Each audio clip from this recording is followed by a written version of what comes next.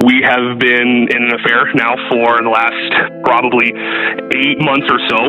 We've obviously talked about just about everything under the sun, and I guess I'm trying to figure out, if am I interested in this person, or is it just the thrill of having an affair and doing something obviously that you're not supposed to do, and so I'm trying to figure out how to figure that out, because I just want a little bit of advice on how to progress forward with that.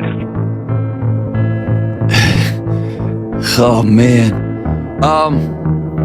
So let me just walk it back, and you can just tell me up or down. So you are sleeping with a great friend's wife.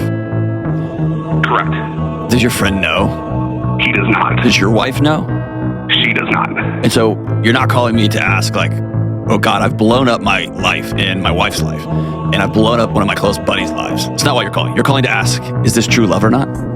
I'm calling to ask because, in the time that I've chatted with this person, we've talked a lot more about the physical nature of things, and there's been times where we've both had the idea that our lives potentially could be better with that other person, but obviously that's not something that I don't want to jump into something, or I don't want it to technically pursue something, and then turns out it was just because of the thrill of an affair. I mean, my wife and I, we've had our struggles and our issues pre the involvement of the affair, or my friend almost called it off a few different times without that being a factor.